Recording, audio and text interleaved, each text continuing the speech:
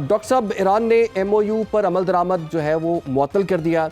अब अमेरिका की तरफ से इल्ज़ाम है कि एमओयू को तोड़ा है ईरान ने। ईरान कहता है कि एमओयू की खिलाफ वर्जी अमेरिका ने की है। हालात आगे ख़राब होते हुए दिखाई दे रहे हैं और चंद रोज़ तक पहले हम ये कह रहे थे कि दो ममालिक ऐसे हैं जिन पर अटैक अभी तक नहीं हुआ। एक तो इसराइल पर ईरान ने अटैक नहीं किया था, दूसरा सऊदी अरब पर नहीं किया था। अब सऊदी अरब पर भी हमला हो गया है। आपको हालात किस तरफ जाते हुए दिखाई दे रहे हैं? कहीं टेबल पर बैठने की कोई गुंजाइश इस वक्त मौजूद है डॉक्टर साहब?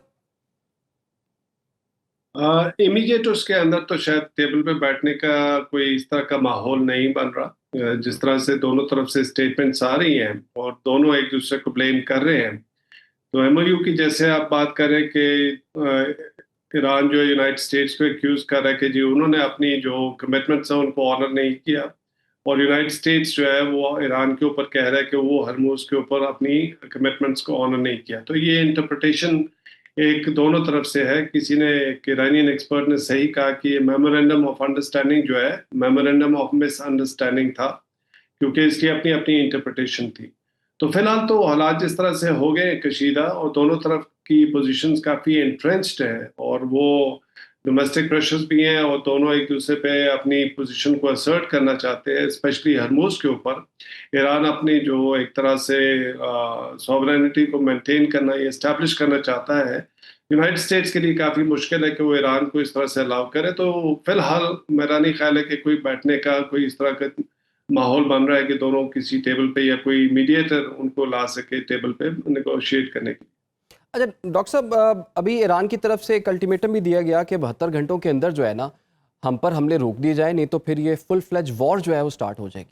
अगर ये वॉर फैलती है और ईरान जो है, जैसे कि उसने अल्टीमेटम भी दिया है, 24 घंटे 72 घंटों में से गुजर भी चुके हैं, तो आपको क्या लगता है किस लेवल पर ये जंग जा सकती है और पूरा खित्ता क्या इस चीज़ को अफोर्ड कर सकता है? और ये भी साथ में बताइएगा, ईरान का आपको क्या मूड नज़र आ रहा है? ईरान का लड़ाई का मूड नज़र आ रहा है? कोई लंबी लड़ाई, लंबी जंग के मूड में है, या वो चाहते हैं कि चंद दिनों के अंदर ये मामला जो है वो हल हो या किसी तरफ लगे ये मामला? देखिए, इस वक्त कुछ कहा नहीं जा सकता कि ईरान के अंदर इंटरनल थिंकिंग क्या चल रही है, लेकिन जहां तक बात की जाती है कि अगर ये जंग ऑल आउट वॉर में कन्वर्ट हो सकती है, पॉसिबिलिटी है। लेकिन मुश्किल इसलिए लगती है कि पहले जो इन्होंने जंग कर ली, एक तो लास्ट ईयर ईरान की न्यूक्लियर फैसिलिटीज पे जब डिस्ट्रॉय किया था, यूनाइटेड स्टेट्स ने क्लेम किया था, और उसके बाद फिर ये जो अप्रैल के बाद जंग शुरू हुई दोनों मुल्कों के दरमियान में, उसमें दोनों ने एक तरह से मिलिट्री ऑप्शन को एक्सरसाइज किया और पूरे तरीके से किया, लेकिन उसका आउटकम कोई फेवरेबल नहीं हुआ ईरान के लिए भी और यूनाइटेड स्टेट्स के लिए भी नहीं। तो अगर दोबारा से उस तरह की हॉस्टिलिटीज या एस्केलेशन होती हैं, तो दोनों साइड को पता है कि नुकसान सबका होगा, और शायद उसमें कोई पॉलिटिकल ऑब्जेक्टिव्स या कोई आगे रास्ता शायद ना निकल सके।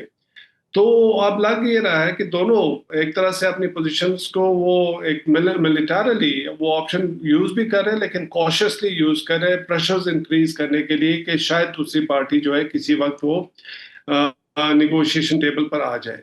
तो लेकिन इसमें मिसकैलकुलेशन के भी बहुत चांस है। कोई ऐसा इंसिडेंट हो सकता है जिसके अंदर कोई इस तरह की कैजुअलिटीज हो जाए जिसकी वजह से फिर एस्केलेशन बहुत बढ़ जाए, या रीजनल कंट्रीज के अंदर कोई इस तरह का टारगेट हिट हो जाए जिसपे काफी सारा इम्पैक्ट हो सकता है, क्योंकि जब जंग शुरू होती है या कॉन्फ्लिक्ट शुरू होता है उसको कंट्रोल करना काफी मुश्किल हो जाता तो है। डॉक्टर साहब, इस तरह का फिर एक वाकया हुआ भी है ना, उर्दन में 2 अमरीकी फौजियों की हिलाकत भी हुई है, एक मिसिंग जा रहा है, 4 उनके फौजी जो हैं वो जख्मी हैं, 2 की हालत नाजुक बताई जा रही है।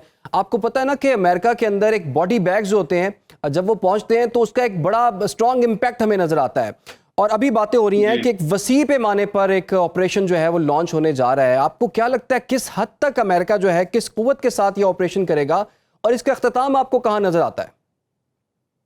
देखिए, ये तो नॉन कुछ फिगर्स हैं जो यूएस ने भी शायद एक्सेप्ट किए। ईरान तो इससे भी ज्यादा कह रहा है कि शायद उनके जो अटैक्स हुए उनके नतीजे में शायद ज्यादा कैजुअलिटीज हुई हैं। हमें उसका हकीकत का नहीं पता, लेकिन डेफिनेटली कुछ कैजुअलिटीज हुई हैं जो यूनाइटेड स्टेट्स ने भी उसको किया है। लेकिन आप अगर देखा जाए तो ईरान की कैजुअलिटीज तो इससे बहुत ज्यादा है, तो उनके लिए फिर एक जस्टिफिकेशन बन जाती है। अगर यूनाइटेड स्टेट्स एस्केलेट करता है तो उनके जो स्कूल के बच्चे जिस तरह से शहीद हुए थे, तो वो भी उसी तरह से अभी तक लेके उस चीज को वो कर रहे हैं। उनके जो लीडर खामनाई साहब की जो डेथ हुई थी, जिस तरह से उन्होंने पूरा अपने जो मॉर्निंग पीरियड को जिस तरह एक्सटेंड करके और उसको एक तरह से पॉलिटिकली यूज भी किया सेंटिमेंट्स करने के लिए, तो दोनों तरफ से इमोशंस तो फिर ज्यादा हाई होंगे, क्योंकि कैजुअलिटीज अगर 2-4 या few numbers of US soldiers होती तो यहाँ पे तो हंड्रेड्स में इरानियंस मरे हैं। तो वो फिर एक इस तरह की पोजीशन आ जाएगी कि अगर इस चीज को वो कैपिटलाइज करके या जस्टिफिकेशन करके यूनाइटेड स्टेट्स अपने एक्सपैंड करता है अटैक्स, तो ईरान भी उसी को जस्टिफिकेशन के हमारे बच्चे भी मरे थे और सिविलियन कैजुअलिटीज अभी भी हो रही हैं, जो पिछले कई दिनों से यूनाइटेड स्टेट्स जिस तरह से बॉम्बिंग कर रहे हैं सिविलियन इंफ्रास्ट्रक्चर के ऊपर, तो उसमें भी ईरान की कैजुअलिटीज हुई, तो वो भी फिर उसी तरह से रिटेलिएट करेंगे। अच्छा डॉक्टर साहब, दो सॉल्यूशंस जो हैं वो कुछ लोग बता रहे हैं कि दो सॉल्यूशंस हो सकते हैं कि डी एस्केलेट किया जाए इस चीज़ को। एक तो ये कि अमेरिका अटैक्स करना बंद कर दे, तब हालात नॉर्मल हो सकते हैं। दूसरा ये कि ईरान जो है वो अपना हुर्मुज़ को मुकम्मल तौर पर खोल दे। ईरान भी नहीं ऐसा कर सकता, ना करने की इस वक्त पोजीशन में है। या फिर ये भी है कि खलीजी ममालिक अमेरिका को किस तरीके से कायल कर लें कि जनाब आपके हमलों की वजह से हम पर हमले हो रहे हैं, हमारी इकॉनमी डिस्टर्ब हो रही है, अपना हुर्मुज़ बंद है और इस वक्त सबसे ज़्यादा नुकसान हमें हो रहा है। इसका ये मतलब होगा कि खलीजी ममालिक ने भी ईरान के आगे सरेंडर कर दिया। आपको तीनों ऑप्शंस में से ज़्यादा सूटेबल और डूएबल ऑप्शन कौन सी लगती है?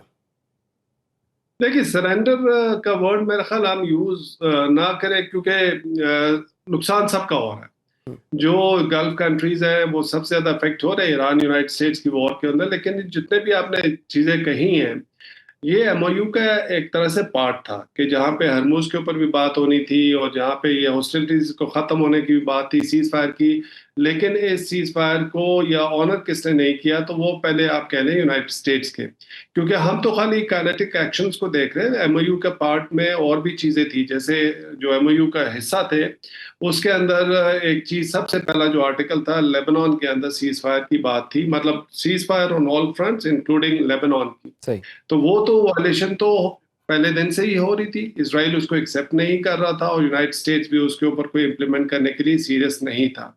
फिर दूसरी बात हुई थी कि फंड्स अनफ्रीज करने की ईरान की, और वो फिर कोई निगोशिएशन हो रही थी, कतर में भी ये राउंड्स हुए, फिर उन्होंने कुछ इस तरह किया, वो सैंक्शंस रिलीफ थी वो भी वापस ले ली। ट्रम्प साहब ने एक स्टेटमेंट दे के वो ईरान को वो भी उन्होंने वो डिनाई कर दिया। फिर थर्ड, हरमुज के ऊपर कंटेस्टिंग दोनों तरफ से नैरेटिव्स हैं।